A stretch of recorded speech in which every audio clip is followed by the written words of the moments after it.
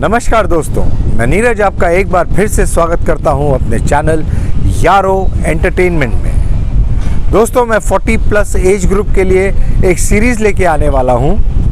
इस सीरीज़ के अंदर कोई सेलिब्रिटी नहीं आने वाला। इस सीरीज़ में आने वाले हैं आपके और मेरे जैसे लोग, यानी कि एक आम आदमी। और इस पॉडकास्ट की सीरीज़ को आप जितने भी देखिए, एंड तक देखिएगा।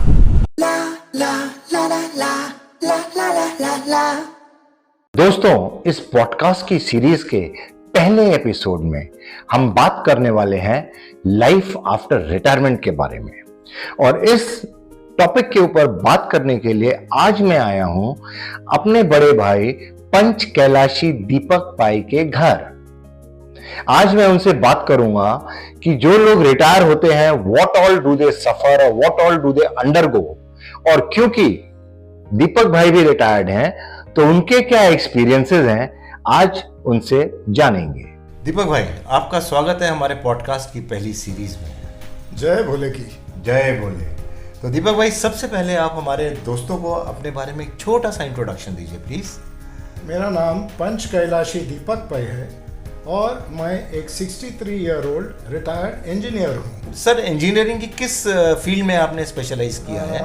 मैंने मणिपाल इंस्टीट्यूट ऑफ टेक्नोलॉजी से इंडस्ट्रियल प्रोडक्शन में इंजीनियरिंग का कोर्स किया था। Wow, that's a very prosperous field and has got a good scope. Yes, it was, it is and it will remain. But sir, out of curiosity मैं आपसे एक चीज जानना चाहता हूँ। ये जो टाइटल है पंच कैलाशी, ये क्या है? एंड आई एम श्योर जो मेरे फ्रेंड्स हैं वो भी आपसे जानना चाहते हैं, क्योंकि मोस्ट ऑफ द पीपल, उन लोग को मालूम नहीं है कि पंच कैलाशी है क्या। नहीं, ये जो है ज्यादातर लोग जो जानते हैं कि सिर्फ एक कैलाश है, Kailash Mansarovar. Guys, listen to this. जो तिब्बत में है, चाइना में है। ओके। लेकिन महादेव के और 4 ऐसे कैलाश है जो हमारे ही देश में है।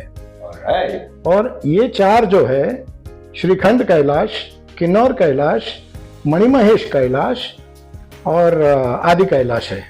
और महादेव की कृपा से मेरे 5 ही कैलाश हो गए, तो मुझे ये पदवी मिल गई पंच कैलाशी दीपक पै की। So guys, it's a very respectable title which Deepak भाई हैज गॉट। बट इसमें एक चीज मैं कहना चाहूंगा कि even I had an opportunity to do 2 Kailash with Deepak sir. एक श्रीखंड महादेव और दूसरा Manimahesh.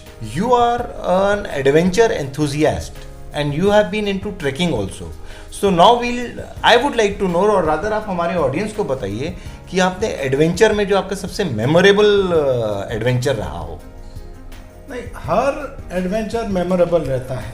Okay, that's a point. अगर आप याद करोगे, हाँ, तो आप और ज्योत्सना जी भी मुझे मिले थे ट्रैक में ही। जी हाँ, जी हाँ, एब्सोल्युटली। तो जितने मेरे कॉन्टैक्ट्स है, जितने मेरे अच्छे दोस्त है, सभी मुझे कहीं ना कहीं ट्रैक पे मिले। And our way of thinking is the same. Absolutely. That is why we get along well. Absolutely. But एक चीज जो मुझे याद है और आपने बताई भी थी, जो आप हमारे फ्रेंड्स को भी बताइए, आपके जो साइकिलिंग के जो एडवेंचर है, प्लीज वो I am sure my friends are gonna enjoy that. ये जो है, ये मेरे कॉलेज के दिनों में। Okay.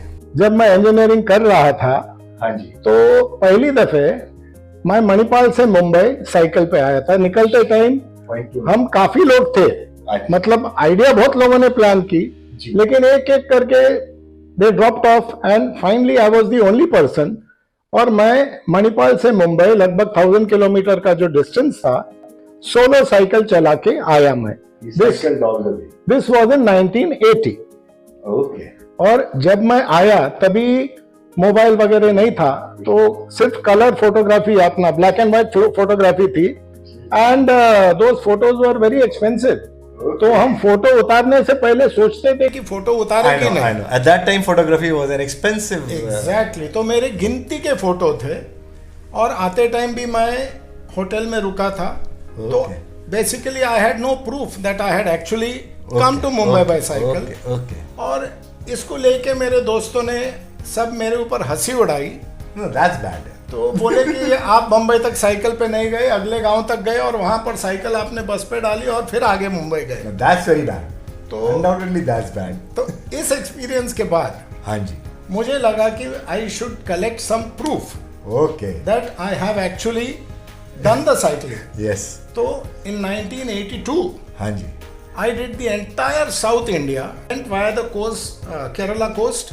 I came up via Tamil Nadu, and then I returned back to Manipal. Well, you cycled from Manipal to... Yes, Kanyakumari. Guys, And this is a point, huh? And the bigger point is that distance was around 2,500 kilometers. Okay. But every town I passed, every village I passed, Alright. I made it a point to either go to the post office or the police station and take their seal Stamp. and autograph, certifying that I have passed by cycle through their town or village, whichever it was. तो ये मेरा बहुत successful हुआ. I know. उसके बाद the papers, the magazines, they all published articles about me. Okay. And तब TV नहीं था, हाँ जी. तो मेरा ऑल इंडिया रेडियो पे इंटरव्यू भी हुआ. क्या बात है. And my parents came all the way to Udupi just to listen to that interview. Okay, and what was the reaction of your parents and your family members? Initially, when I came to Mumbai, my parents were against it. Yeah. And then when I told them we are a group, they agreed to it. But Because मेरे को जो याद है हाँ. कि आपने parents को जब आप जब आप उस प्रोसेस में गए तो आपने किसी को नहीं बताया. नहीं, किसी को नहीं बताया कि मैं अकेला हूँ. हाँ जी. सबसे कहा था कि हम लोग 30-35 लोगों का ग्रुप है. जी जी. जब मुंबई आया तब. हाँ जी. और जब मैं आया तब उनको पता चला कि ये बंदा अकेला था. But at that time they were a bit upset. हाँ जी. But for my South India tour, हाँ जी. they encouraged me fully. And मुझे ऑल इंडिया रेडियो में जो इंटरव्यू हुआ उसके लिए मुझे एक चेक मिला था 51 रुपीज का. क्या बात. Which I have not encashed till date. वो चेक आज भी मेरे पास है. Guys, that's an achievement. First thing. Second thing, there is always a solution. हर चीज का कोई ना कोई solution होता है जो कि आप दीपक भाई की बातों से समझ चुके होंगे. क्योंकि जब सेकेंड टाइम ये आए तो इन्होंने सारे प्रूफ जो लिए without social media, without television, is something remarkable. Sir मैं मान गया आपको. जय बोले की. जय भोले की. एक और बात मैं बोलना चाहता हूं आपको 1982 की ईमानदारी के बारे में. वो चेक जो मुझे मिला था ऑल इंडिया रेडियो से वो मैंने डिपॉजिट नहीं किया. उनका मुझे लेटर आया कि हमारे अकाउंट में आपके नाम पे 51 रुपए दिख रहे हैं. तो मैंने और एक पोस्ट कार्ड उनको भेजा कि I have misplaced the cheque. But believe me friends, they sent me a money order of that amount. तो मुझे पैसे भी मिले और वो चेक भी मेरे पास जमा है. जय बोले की. गाइस, इसे बोलते हैं प्रॉम्प्टनेस एंड ऑनेस्टी. सर अभी तक हमने आपके एडवेंचर की बात करी. अब मैं आता हूं दूसरे टॉपिक पे. दूसरा टॉपिक मतलब you are a very regular trekker. जहाँ तक मुझे मालूम है आप हर वीक महाराष्ट्र में सह्याद्री रेंज है उसके अंदर आई थिंक आपने करीब करीब सारे ट्रैक्स कर लिए होंगे. नहीं, बहुत से जगह और बाकी है. अच्छा, ये बाकी हैं. और आप हाई एल्टीट्यूड हिमालयस में भी जाते थे ट्रैक करने. हाँ. और आज भी जाते हैं ट्रैक करने. तो सबसे इम्पोर्टेंट बात कि आपका मैंने जो ऑब्जर्व करा है और मैंने जो आपके साथ ट्रैक करे हैं, आपका हिमालयस में स्पेशली जो ट्रैक्स रहा है वो ज़्यादा स्पिरिचुअल साइड में रहा है. मतलब you have been going to, जैसे पंच कैलाशी का हो गया, आपने जैसे 5 बद्री कर लिए, 5 केदार कर लिए. तो how come only more of a spiritual thing? मतलब और भी हैं, बहुत सारे हैं, जैसे रूपकुंड है या चादर ट्रैक वगैरह हमने भी करे हैं थोड़े बहुत. तो उस हिसाब से आपने जो करे ज़्यादा स्पिरिचुअल साइड का करे. How come? आपका कुछ इंक्लिनेशन था उसमें? First my Himalayan track was in 1978. जब मैं किश्तवाड़ गया था और वहां से 13 दिन का हमारा ट्रैक था. That was not a religious track. उसके बाद इंजीनियरिंग किया जी, तब साइकिलिंग किया. ओके. फिर after that, after I got my degree, I started working for Escorts. शिपरेपेज में था मैं. अच्छा. उसके बाद I join my father in our family business of piston rings. तो I gave up my other activities and concentrated more on my business and my family. Engineering होते ही मेरी शादी हुई, 2 बच्चे हुए, and I was leading a family life. Okay. Unfortunately, my father expired in 94. Okay. And all the business fell on my head. Oh, that's so I was busy running the show. हाँ जी. Then my kids grew up. I had full support of my wife, my children, and my mother. Okay. So 2003, हाँ जी, I joined a group of Bhaktas of Mahadev. all right. So I started going to Babulnath Mandir, which is very near our home. हर सोमवार को हमारी आरती रहती थी रात की वहां पर, और वहां से मुझे आस्ते आस्ते आस्ते स्पिरिचुअलिटी में मैं अट्रैक्ट हो गया। हाँ, तो मेरा सबसे पहला ट्रैक उसमें अमरनाथ महादेव का था। ओके। तो 2004 में अमरनाथ यात्रा मैंने की। अच्छा। और उसके बाद मुझे ये शौक आ गया कि जितने अपने धार्मिक जगह है वो आपको वहां पर दर्शन लेना। वैसे सर एक बात बोलूं, आपने जो 2004 में अमरनाथ बाबा की यात्रा करी, वो यात्रा उस टाइम के आसपास ही मैंने भी करी। अच्छा। अब मेरे को ईयर नहीं याद, मैं इसकी भी आपको दाद देता हूँ, what a sharp memory you have. But जो मैंने यात्रा करी, मैं वहाँ शूट करने गया था। एंड गाइज बिलीव मी, ये जो वर्ड ट्रैकिंग है, मुझे नहीं मालूम था ऐसे ट्रैकिंग बोलते हैं। बस मैं बैग उठाया, हम लोग ऑफिस की तरफ से गए थे, चलते चले गए। मेरे को वहाँ पर लोग बोल रहे थे, सर पिस्सू टॉप इधर है, ये सीधा है। मैं कहा होगा यार, बेचारा हूँ। हम लोग पैदल गए। बट बिलीव मी, आज मुझे लगता है बहुत सबसे पहला ट्रैक मेरा वो था। अभी क्या बोलूं सर, उसकी मर्जी है तो हो जाती है। उन्होंने बुलाया, मैं चला गया, that was it. But sir एक चीज है, आप इतने डिफिकल्ट ट्रैक्स करते हैं, मतलब इट्स इन हिमालयाज और even in Sahyadris, the treks are not easy. How do you keep yourself fit?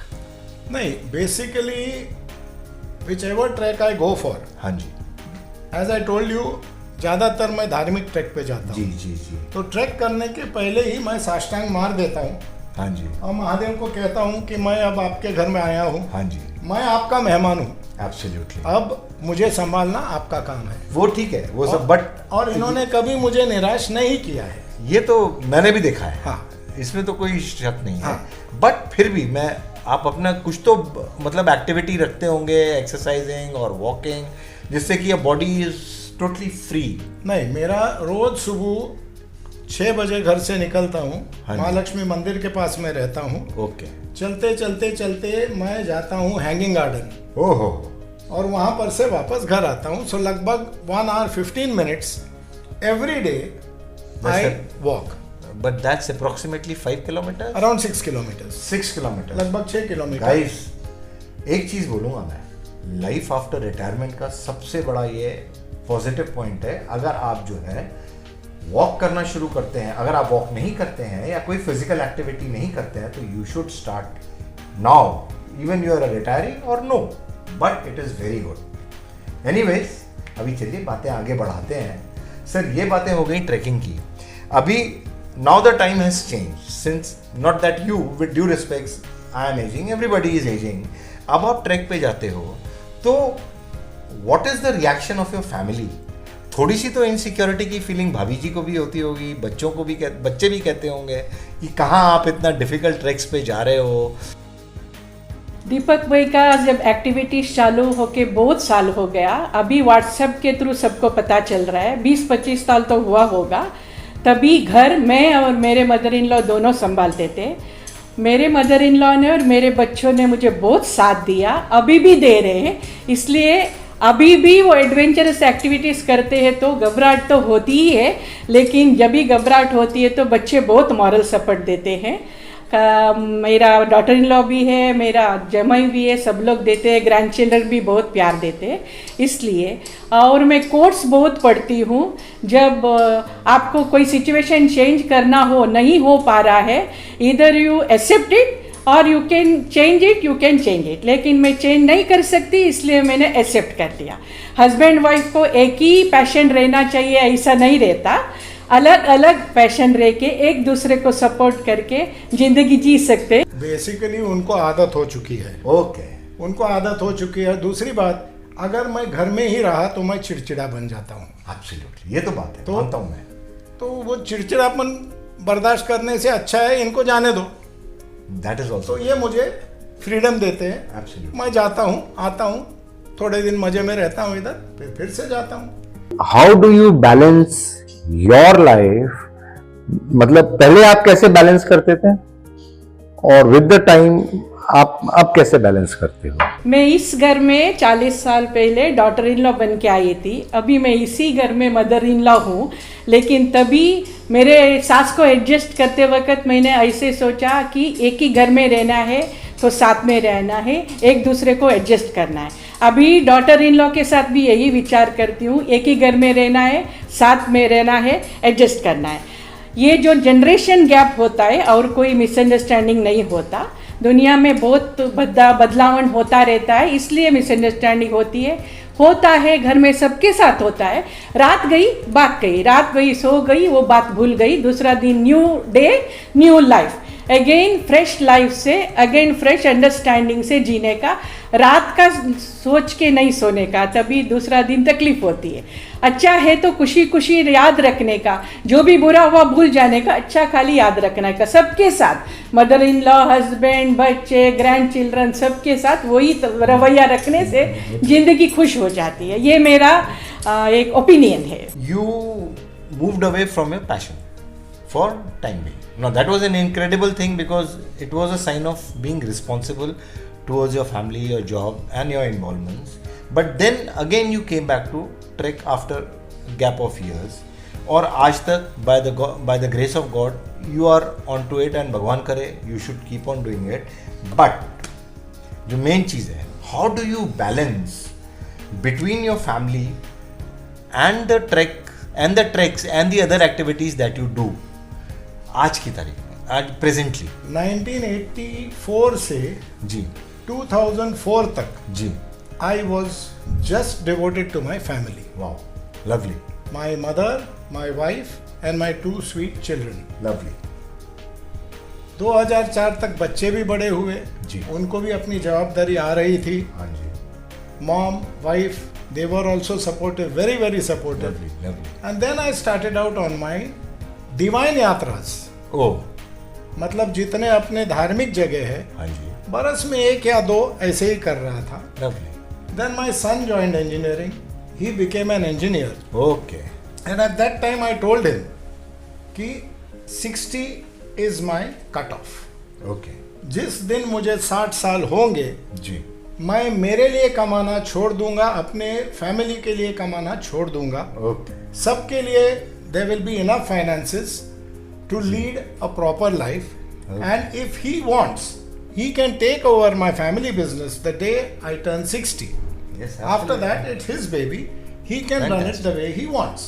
Okay I had kept my finances in such a way okay कि I could lead a very whatever I missed out. हाँ जी मेरे जितने passion जो मैंने side में रखे थे जी उनको मैंने पहले ही प्लान किया कि 60 साल के बाद I will live life fully king size king size. So I was हमेशा मैं retirement I was looking forward to it okay and I am blessed कि I have got everything that I want and even today I have got full support from my family. Absolutely. That's a very good thing. I think you are one of those lucky ones. Touch wood, भगवान नजर ना लगाए, ऐसी supportive family होनी चाहिए।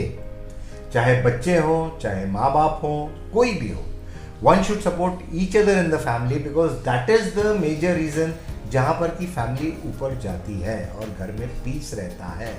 But sir आपने बात करी थी, पहले आपने बोला था कि अगर मैं ये सब नहीं करता आज की स्टेज में तो मैं चिड़चिड़ा हो जाता, घर में रहूँगा तो मैं चिड़चिड़ा हो जाऊँगा। और आपने बात करी फाइनेंसेस की कि आज मैं काम नहीं कर रहा लेकिन मैंने अपनी फैमिली के लिए और अपने लिए फाइनेंस बना के रखा है, which is a very planned action. लेकिन आज मैं आपको बताता हूँ, मैं अपने एक दोस्त से मिला अभी कुछ दिन पहले, तो वो बंदा जो था ही वॉज वेरी डिस्टर्ब्ड। उसके फादर है government servant and he told me that my father is retiring in few months, means may be 6-7 months वो रिटायर होने वाले हैं। कहता है यार नीरज, मेरे फादर जब घर आते हैं तो वो घर का माहौल ही एकदम बदल जाता है, it gets full of tension, बड़ी इनसिक्योर एनवायरनमेंट हो जाता है। बिकॉज जैसे ही वो घर आते हैं, खाना खाने बैठे, कुछ करा, कहता है यार उनके साथ में बैठ के खाना भी नहीं खा सकता। क्यों? बैठते हो कहते हैं यार मैं रिटायर होने वाला हूँ, मैं कुछ टाइम में रिटायर होने वाला हूँ, मेरे को फंड्स का नहीं मालूम, मेरे पैसे का क्या है, मेरी हेल्थ कैसी रहेगी, मैं क्या करूँगा। तो सर ये दीपक भाई एक फैमिली का नहीं है, ये आई थिंक बहुत फैमिलीज़ में होता है ये। कुछ लोग कहते हैं नहीं यार we just take it like this, लेकिन बहुत सी फैमिलीज हैं जो कि दे टॉक लाइक दिस।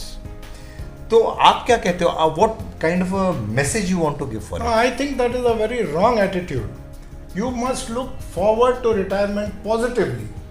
आपने बहुत सी चीज़ें ऐसी रहेंगी जो आपने अपने काम करते टाइम सैक्रिफाइस किए हैं, Absolutely. which you have given up just to bring up your family and to lead a proper life. Ji. But once you retire, आपने जो अपने पैशन दबा के रखे थे जी. उसको फिर से उभारो। You will look forward. अभी I go to an autistic school. That is how I spend my time now. Yeah. Morning I go for a walk and come. Yes. तो I'm nice and fresh. Absolutely. उसके बाद 5 days a week I go to an autistic school. Oh. I'm a volunteer there. अच्छा. I sit with the children. I enjoy every moment that I'm there with them. Absolutely. Come home, have my lunch. My wife is a very good singer. Yes, yes, yes. So she sings. I उसके sing. बारे में मैं बताने वाला हूँ आपको अभी। So that is how we spend our time. शाम को हम लोग ऊपर वाले का नाम लेते हैं, घंटा सवा घंटा हमारा सत्संग रहता है, and that is it. That is how we spend our quality time. So please look forward to retirement. That is a time when you can do whatever you want to do. तो आपकी बातों से जो मैं समझ पाया हूँ और जो मैं अपने दोस्तों को या उनके घर में अगर कोई रिटायर होने वाला है या रिटायर्ड है उसके लिए बोलूँ कि you should relive your passions, अपने इंटरेस्ट, अपनी हॉबीज को यू शुड रीलिव, क्योंकि वो चीज़ें आप आगे जाके सस्टेन कर सकते हैं। Exactly. उसको आप आगे जाके सस्टेन कर सकते हैं। Yes. नॉट दैट कि इफ दीपक भाई इज ट्रेकिंग डजंट मीन कि आपको ट्रैक करना है। और भी बहुत सी चीजें हैं दुनिया में जो कि आप कर सकते हैं which can keep you occupied. Social work can be there and if you are a fitness freak you can do a lot of things. Apart from that you can form your own circles. जैसे I think आपके भी दोस्तों के groups हैं जिसमें आप लोग मिलते हैं, आप और भाभी जी दोनों ही जाते हैं उसके अंदर। So you can carry on with that guys. So there is nothing जो मुझे समझ में आया दीपक भाई से बात करके कि इफ़ यू आर रिटायरिंग तो उसके अंदर कोई पैनिक होने की ज़रूरत नहीं है। Retirement is not a traumatic case. क्या कहते हो? You have to look forward to it. Okay. What I did was, मेरे सर पे का जो प्रेशर था, हाँ जी, वो प्रेशर मैंने लेना छोड़ दिया। Okay. After 60 before that I took a lot of load. अभी जैसे आप हमारे साथ आते थे महाशिवरात्रि के दिन, बाबुलनाथ में हमारी चाय की सेवा रहती थी। एब्सोल्युटली। सुबह 4:30 बजे से रात तक 10 बजे तक, 8-9 बजे तक आप तो आप लेट रुकते थे। हमारा काम चलता था। 500 लीटर दूध का हम चाय बना के फ्री ऑफ कॉस्ट सभी शिव भक्त को चाय पिलाते थे।